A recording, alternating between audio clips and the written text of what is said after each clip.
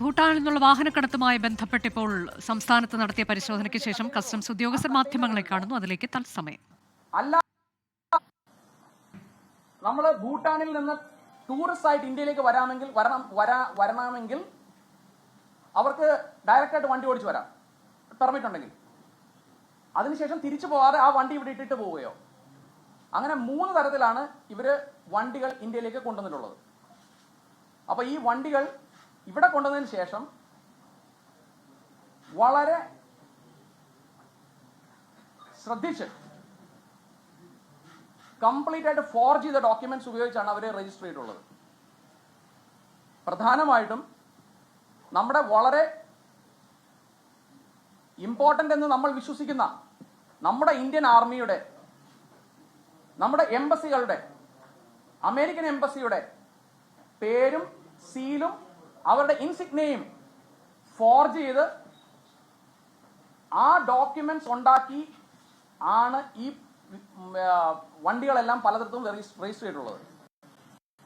അപ്പോൾ നമുക്ക് മനസ്സിലാക്കണം, ഈ ഇൻസ്റ്റിറ്റ്യൂഷൻസിനെ അവര് ദുരുപയോഗം ചെയ്തു എന്ന് മാത്രമല്ല, അവരുടെ പേരിലാണ്, അവരുടെ നിന്ന് കിട്ടിയതാണ് എന്ന് പറഞ്ഞ് മറ്റുള്ളവരെ അവര് കംപ്ലീറ്റ് ആയിട്ട് വഴിതെറ്റിക്കുകയും ചെയ്തിട്ടുണ്ട്.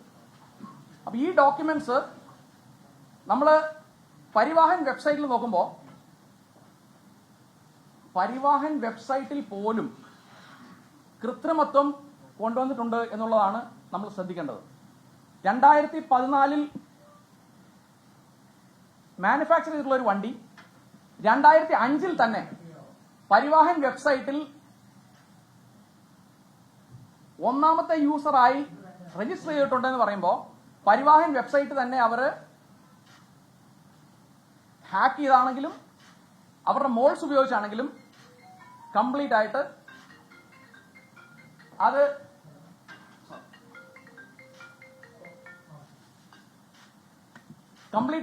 അവര് മാനിപ്പുലേറ്റ് ചെയ്തു എന്ന് തന്നെ പറയേണ്ടി വരും. അപ്പൊ പരിവാഹൻ വെബ്സൈറ്റ് മാനിപ്പുലേറ്റ് ചെയ്തു എന്നുള്ളത് ഒന്ന്.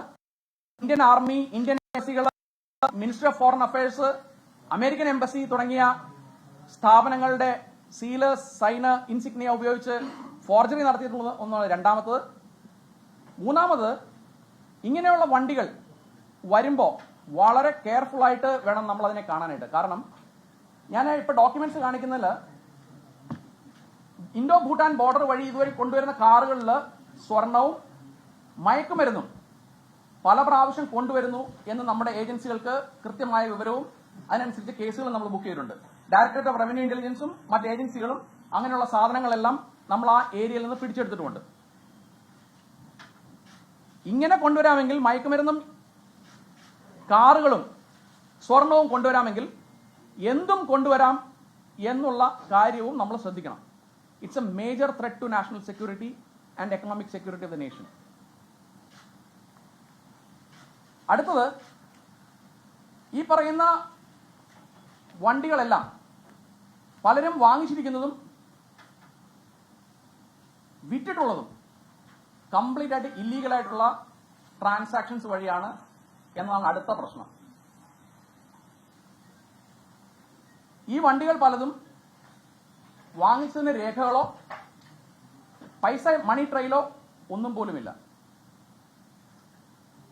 ഇത് കൂടാതെ ഇതാരാണ് ഒന്നാമത്തെ ഓണർ എന്ന് അറിയാൻ പാടില്ലാത്ത ഞങ്ങളുടെ ലൈനിലുള്ള ലിസ്റ്റിലെ 90% വണ്ടികളും നിർബന്ധമായും ഫോർജഡ് ആയിട്ടുള്ള ഡോക്യുമെന്റ്സ് വെച്ചാണ് ഇന്ത്യയിലേക്ക് കൊണ്ടുവന്നിട്ടുള്ളത് എന്നുള്ളതിൽ സംശയമൊന്നുമില്ല.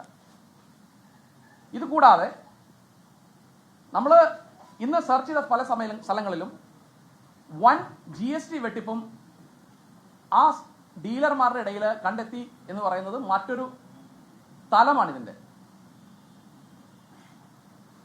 നമ്മൾ നോക്കുകയാണെങ്കിൽ ഈ വണ്ടികളിൽ പലതിനും ഫിറ്റ്നസ് സർട്ടിഫിക്കറ്റ് ഇല്ല.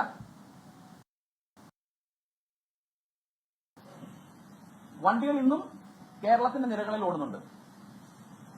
കേരളത്തിലെ ഒരു വണ്ടി വെളിയിൽ നിന്ന് വന്നാൽ ആ വണ്ടി 1 മാസത്തിനകം രജിസ്റ്റർ ചെയ്തിരിക്കണം എന്നുള്ള നിയമം ഇരിക്കെ 6-8 മാസങ്ങൾ കഴിഞ്ഞിട്ടും ഇപ്പോഴും കേരളത്തിലുള്ള ആരുടെയും പേരിൽ രജിസ്റ്റർ ചെയ്യാതെ വെളിയിലുള്ള ആരുടെയോ പേരിൽ അഡ്രസ് അറിഞ്ഞുകൂടാത്ത പലരുടെയും പേരിൽ കേരളത്തിന്റെ നിലങ്ങളിലൂടെ ഇപ്പോഴും ചീറിപ്പായുന്നു എന്ന് പറയുന്നത് നമുക്കും ഒരു ത്രെട്ട് തന്നെയാണ്.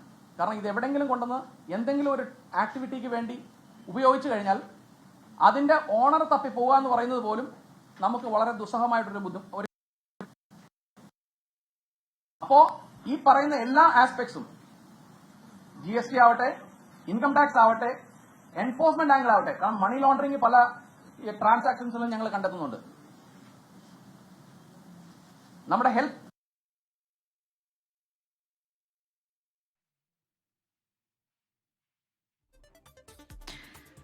അങ്ങേയറ്റം നിയമവിരുദ്ധമായ രാജ്യവിരുദ്ധമായ നടപടികളാണ് നടന്നുകൊണ്ടിരിക്കുന്നത് എന്നതാണ് കസ്റ്റംസ് ഉദ്യോഗസ്ഥൻ ഇപ്പോൾ വിശദീകരിക്കുന്നത്. GST വെട്ടിപ്പുണ്ട്, കൂടാതെ കൃത്രിമ രേഖകൾ ഉപയോഗിച്ചാണ് വാഹനങ്ങൾ ഇന്ത്യയിലേക്ക് കൊണ്ടുവന്ന് നിയമവിരുദ്ധമായ വാഹനങ്ങളുടെ വിൽപ്പന നടത്തി. രാജ്യസുരക്ഷയ്ക്ക് ഭീഷണിയാണ്.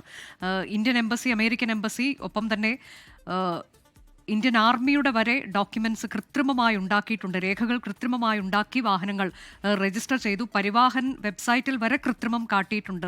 അത്തരത്തിലേക്ക് വലിയ തട്ടിപ്പാണ് നടന്നുകൊണ്ടിരുന്നത് എന്നതാണ് ഇപ്പോൾ കസ്റ്റംസ് വിശദീകരിക്കുന്നത്. ലോകത്തെവിടെയായാലും ഏത് സമയത്തും 24 വാർത്തകളും ഓഗ്മെന്റഡ് റിയാലിറ്റി പാക്കേജുകളും എക്സ്പ്ലെയിനറുകളും വിശദമായി കാണാൻ ഞങ്ങളുടെ യൂട്യൂബ് ചാനൽ നിങ്ങൾക്ക് സബ്സ്ക്രൈബ് ചെയ്യാം.